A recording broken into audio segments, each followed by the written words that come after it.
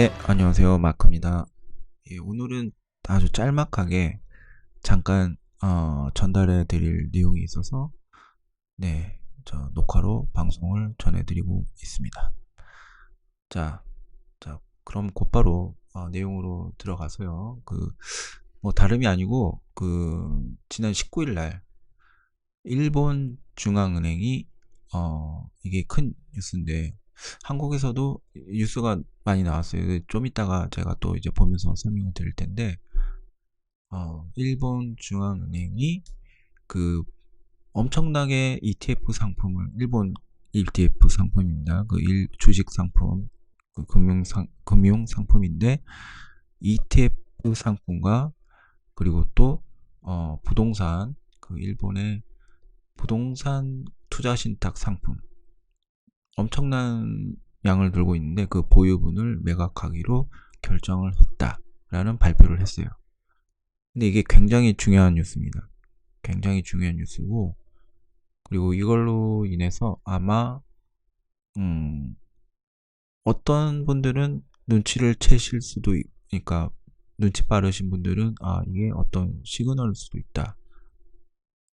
그러니까 앞으로 제가 누차 말씀드린 2026년 세계 이제 신세계 질서 뉴월드 오더가 내년부터 시작이 된다고 말씀을 드렸죠. 이것과 연관이 있을 수도 있고, 그리고 또 이제 뭔가 금융계에 뭔가 어떤 큰 움직임이 있을 것 같은 그런 것을 암시하는 그런 뉴스인 것 같아서 오늘 제가 좀 준비를 했습니다. 그래서 자, 일단 한국 뉴스를 이제 보여드릴게요. 한국 뉴스. 자, 여기 매일경제 뉴스입니다. 돈 풀기 끝내는 일본 중앙은행 보유 ETF 무려 660조 원을 매각한다. 그러니까 660조 원을 매각을 하는데 이걸 한꺼번에 매각해버리겠다 이게 아니고 매년 얼마 정도를 이제 정해놓고 분산해서 이거를 조금씩 팔아나가겠다. 그런 얘기입니다. 여기 보시면은 증시 활황의 보유 중단 결정. 증시가 화랑인데 왜 보유를 중단하는 그런 결정을 내리는지 그건 좀 이해가 안 되죠. 예.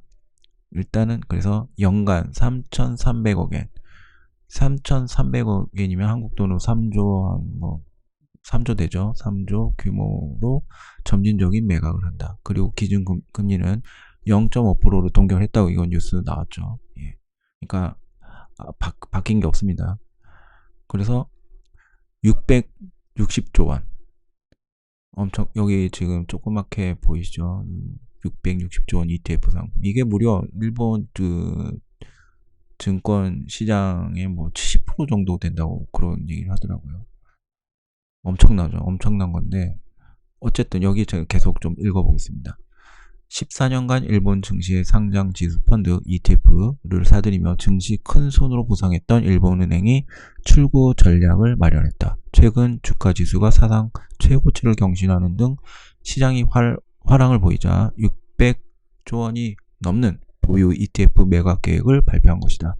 19일 일본 중앙은행인 일본은행은 이날까지 이틀간 개최한 금융정책결정회의에서 보유 ETF와 부동산 투자 신탁, 여기 영어로 리츠를 처분한다고 밝혔습니다.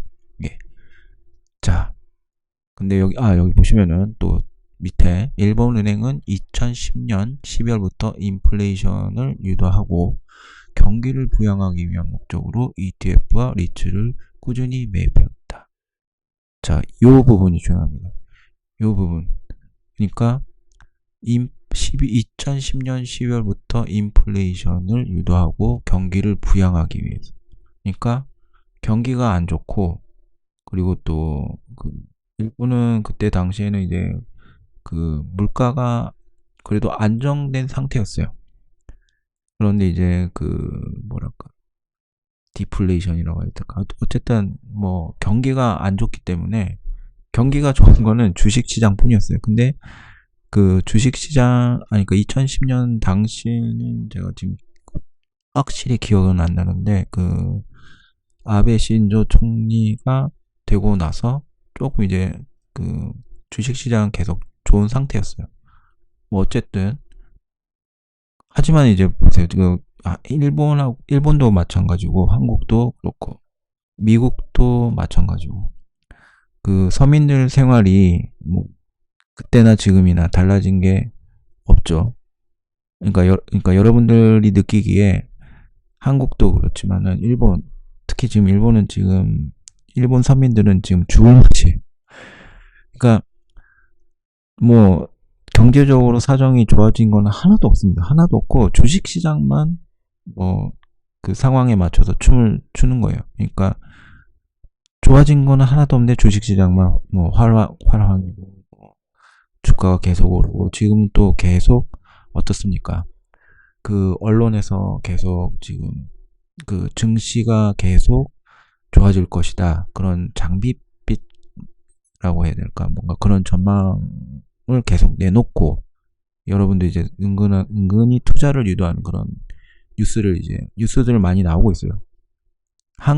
아마 한국도 나올 거예요. 일본에서도 계속 그런 식으로 나오고 미국도 그러니까 한국 포함 미국 일본에서 증시에 대한 그런 좋은 뉴스를 계속 내놓고 그리고 투자 유도하는 그런 움직임이 있더라고요. 근데 이걸 조심해야 된다는 얘기입니다. 제가 드리고 싶은 말씀은 그러니까 제가 그 뭔가 투자나 뭐 그런 이제 금융 조언을 드리기 위한 뭐 그런 제가 그런 위치도 아니고 어쨌든 제가 드릴 수 있는 그러니까 제가 그냥 드리는 겁니다. 그냥 해드리는 말씀이니까 이걸 이제 조언이라고 생각하지 마시고 정보로 그냥 참고만 하시기 바랍니다. 어쨌든 주의하셔야 됩니다.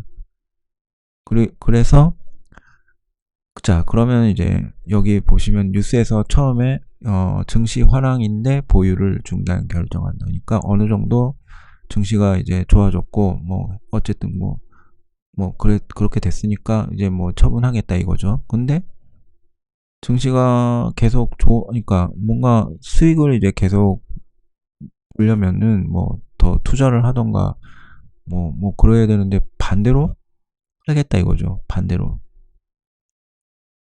좋은데 왜 파는지 그러니까 계속 앞으로 뭐 좋아질 것 같으면은 좀 더 보유를 하고 있는 게 좋지 않을까. 그러니까 이거는 그러니까 누구라도 그렇게 생각하잖아요. 근데 하겠다는 거예요. 그러니까 어떻게 보면은 앞으로 떨어질 거 그러니까 앞으로 좋지 않을 거를 예상하고 파는 걸 수도 있어요. 왜냐하면 이제 일본 은행도 수익을 내야 되니까. 자, 근데 이거를 한꺼번에 내다 팔면은 증시가 망하니까, 그러니까 엄청난 제가 여기 660조 원이라고 했죠. 그러니까 70조 엔.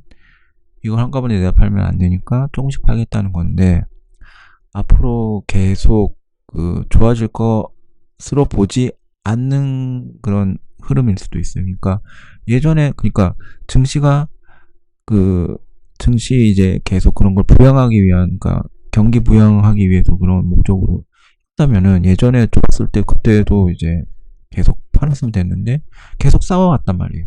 계속 좋았으니까 증시만 좋았으니까. 근데 이제 팔겠다는 거죠. 그러니까 이 시그널은 뭔가 준비하고 있다는 시그널로 봐야 될 것 같습니다. 이거를 제가 생각해서 지어내서 이렇게 얘기해 드린 게 아니고 저만의 생각이 아니라 여러 금융 전문가들, 인플루언서들이 일본의 좀 유명한 분들이 얘기를 하더라고요. 그래서 이거는 시그널인 것 같다. 저도 그렇게 판단한 거죠. 자, 그래서 이거를 한꺼번에 내다 팔면은 안 되니까 이거를 매년 그 양을 정해놓고 조금씩 팔겠다. 그런데 여기 보시면은 일본이 지금 어떤 상황입니까? 지금 총리가 물러난다고 했고, 자 이시바 총리가 물러난다고 했고, 그 자민당에서 총리를 이제 그 뽑아야 되는데, 그 여기 보시면은요, 자 일본 기준금리 0.5% 동결한다. 그리고 뭐 어떤 그 위원 중에 0.75% 금리를 인상하자고 주장한 사람이 있는데 뭐 하여튼 이건 묵살됐고 뭐 어쩌고저쩌고 나와 있는데, 자, 이번 동결의 배경에는 일본의 정치 이슈도 있는 것으로 알려졌다. 이시바 시기루 총리 퇴진에 따라 새로운 자민당 총재가 10월, 그러니까 다음 달 4일, 10월 4일 결정됩니다. 10월 4일, 10월 1일부터 10월 7일까지 아마 여러 가지 일이 있을 것 같아요. 자, 요거는 나중에 말씀 제가 드리고요. 일단은 기억해 두시기 바랍니다. 그래, 요게 결정이 된 다음에 그러니까 새로운 내각이 꾸려지면은 경기 부양적 경제 재정 정책이 시작될 것으로 예상되고, 이 또한 전반적인 경기에 영향을 줄 것입니다. 이게 적혀 있죠. 그리고 또 그래서 일본 중앙은행도 그 금리 인상 시점을 다음 달 10월 29일, 30일 이때 열리는 금융정책 결정 회의에서 이걸 하겠다 예상하고 있는데, 정치 이슈를 고려할 때 연말 또는 내년 초로 미루는 가능성도 크게 보는 분위기다. 자, 뭐 이렇게 적혀 있는데, 그러면은 지금 요 매각한다는 요것도 아직 언제 이거를 시작하겠다라는 거는 정해지지 않았다고 합니다. 근데 방금 여기 보셨듯이 요런 이슈에 따라서 맞추겠다 했는데, 일본 안에서는 올해 연말이나 2026년 초에 이걸 매각을 시작하겠다는 그렇게 지금 얘기가 나오고 있어요. 아무래도 그러니까 제가 아까 방금 말씀드렸던 10월 초부터 10월 7일 그 사이에 뭔가 어떤 이슈가 있을 것 같고, 일본에서는 새로운 총리가 이제 그때 발표되고요. 그리고 미국에서도 뭔가 아마 이슈가 있을지도 모릅니다. 지금 미국에는 지금 찰리 커크 암살 그 건 때문에 매우 시끄럽죠. 자, 그런데 제가 또 일본 저기 중앙은행 지금 이 ETF 상품 엄청난 수입 상품을 이제 매각하겠다는 이제 계획이 발표가 된 것과 맞물려서 제가 우려하고 있는 점이 한 가지 있는데, 지금 어떤 이벤트가 나올지는 앞으로 잘 모르겠는데, 내년이 제가 매번 이제 여러분들께 말씀드린 내용이 있죠. 2026년에는 뉴월드 오더가 시작되는 해다. 그렇게 말씀드렸죠. 그러면 그 전에 어떤 게 필요하다? 리셋이 필요하다. 근데 리셋이 제가 언제 시작될지는 저도 잘 모릅니다. 그러니까 금융 리셋은 언젠가 있을 것 같은데, 제가 뭐 전쟁이는 아니기 때문에, 네, 그래서 그게 몇 월 며칠 언제라고 말씀드릴 수는 없는데, 얘네들이 준비를 하고 있는 거는 이제 눈에 보인다는 말씀을 드리고 싶은 거예요. 그리고 그러니까 일본 중앙은행도 이런 식으로 뭔가 우회적으로 이런 암시적인, 그러니까 이게 시그널로 저는 보입니다. 그리고 이 매각 결정, 그러니까 계획 결정해서 발표한 것도 그렇고, 그리고 지금 어떻습니까? 미국에도 지금 뭐 증시가 좋아 보이긴 하는데, 절대로 이게 좋은 게 아니에요. 좋은 게 아니고 다 눈속임이고, 한국도 그렇고 일본도 마찬가지고. 그래서 예전부터 계속 얘네들은 그 대형 그 기관들, 그러니까 뭐 대형 헤지 펀드라든지, 그리고 뭐 그 마켓 메이커, 또 한국도 마찬가지고, 뭐 얘네들 공매도 엄청나게 치지 않습니까? 그냥 공매도가 아니라 무차입 공매도. 주식이 없는데 주식을 꾸지도 않고 있는 것처럼 해서 하는데, 얘네들은 무제한으로 하거든요. 무제한, 엄청난 양, 무제한으로. 여러분 그 밈주식 그 게임스탑이라든지 AMC 그 BBBY 주주분들은 잘 아실 겁니다. 이게 어떤 내용을 제가 말씀드리는지 잘 아실 거예요. 그러니까 엄청난 장난질을 쳐왔어요.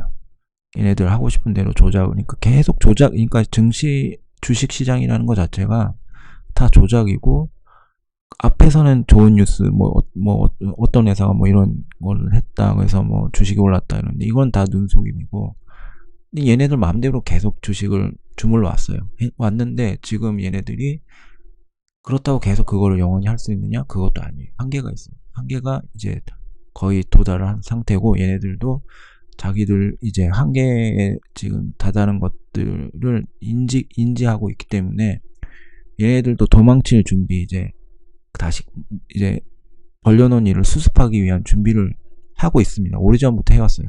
오래전부터 해왔는데 엄청난 손실이 나올 걸 이제 알고 있기 때문에 그런 걸 대비하고, 또 그리고 얘네들 눈속임 수법, 제가 계속 얘네들 속인다고 그랬잖아요. 이 수법도 이제 한계가 있기 때문에 요게 이제 갑자기 통제가 되지 않는 날이 옵니다.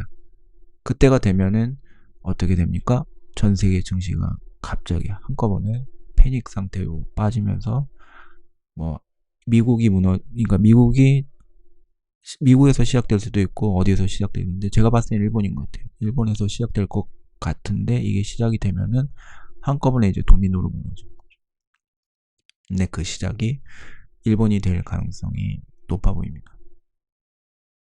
어쨌든 뭐 제가 전문가가 아니고 저도 전문가를 통해서 얻은 그 정보를 여러분들에게 전달해 드리는 것 뿐이니, 이걸 이제 그 조언으로 받아들이지 마시고, 그러니까 정보로 그 참고만 하시기 바랍니다. 예, 어쨌든 그러니까 증시 얘기, 일단 금융 얘기는 여기까지 하고요. 그리고 그래서 어떤 이벤트가 있을지 모르겠지만은 이스라엘과 찰리 커크의 이제 암살 사건이 있었죠. 그리고 이스라엘 얘기가 계속 나오고 있습니다. 제가 이스라엘 얘기를 여기서 길게 드릴 수는 없기 때문에 일단은 운만 띄워놓고, 아마 이스라엘 관련해서 어떤 이슈나 이벤트가 계속 나올 겁니다. 최근에 카타르를 갑자기 그쪽이 이제 테러리스트 있다고 얘네들이 갑자기 느닷없이 폭격을 했죠. 이제 아랍 대 이스라엘 구도로 이제 명확하게 구분이 되면서 전쟁이 어떤 식으로 진행이 될지 모르겠지만, 여러분들 제 불안을 조장하기 위해서 말씀드리는 게 아니라, 전쟁 이슈가 올해 안에 있을 수도 있습니다. 있을 수도 있고, 저는 2027년 정도로 보고 있었는데 이게 갑자기 느닷없이 시작될 수도 있어요. 그래서 요거 중요하게 보시면서 앞으로 올해 연말과 내년 초 과연 어떤 식으로 리셋이 진행되고, 그리고 또 뉴월드 오더, 신세계 질서를 어떤 식으로 얘네들이 진행을 하는지, 그것을 이제 좀 신중하게 지켜보시기 바랍니다.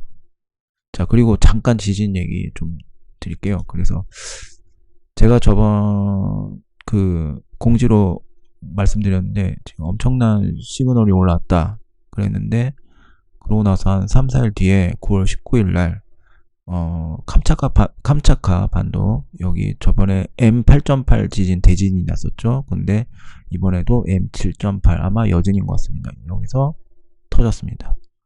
제가 공지에서는 일본에서 일어나면 제급 지진일 것 같고, 해외에서 일어나면 엄청난 큰 지진일 것 같다는데, M7.8도 엄청난 지진이죠.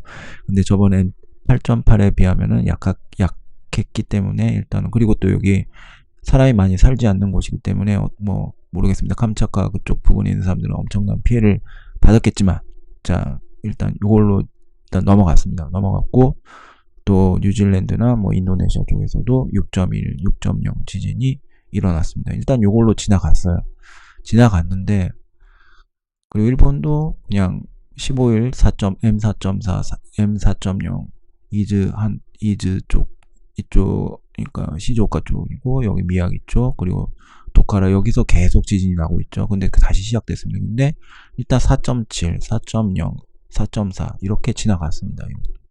지나갔는데 지금 또 계속 올라오고 있습니다. 계속 지진 시그널 제급으로 강하게 올라오는데, 이번에는 요 홋카이도, 여기 보시면 제가 방송에서도 이걸 말씀드렸는지 기억이 잘 안 나는데, 이쪽 해저 쪽에 무너지는 구조가 뭔가 있어요. 그래서 이쪽 부근하고 홋카이도 이쪽하고, 그리고 관동 지역, 도쿄 포함해서 이쪽 부근, 아마 글쎄요, 어디라고 단정 짓기 힘들지만 넓은 지역에서 이쪽 부근, 관동, 북관동, 남관동, 도쿄 쪽, 그리고 또 큐슈 지역, 그리고 도카라, 이쪽에서 동시에 올라오고 있어요. 동시에 올라오는 건 처음 봅니다. 뭐 그렇다고 제가 불안을 조장하기 위해서 일본 오지 말라 뭐 이렇게 얘기하는 그런 얘기는 아니고요. 일단은 이상합니다. 동시에 이렇게 갑자기 강하게 제급으로 시그널이 계속 올라오는 건 처음 봅니다. 그래서 일단은 예, 참고하시기 바랍니다. 자, 그래서 뭐 대지진은 뭐 언제든지 내일 일어날 수도 있고 뭐 다음 달이 될 수도 있고 내년이 될 수도 있고 이건 모르지만은 일단 현 상황이 어떻다는 것을 전해드립니다. 자, 그럼 오늘 여기까지 내용 전해드리고요. 그리고 다음 시간에 또 좋은 내용 준비해서 여러분께 전해드리도록 하겠습니다. 자, 끝까지 시청해주셔서 감사합니다. 다음에 뵙겠습니다. 시청해주셔서 감사합니다.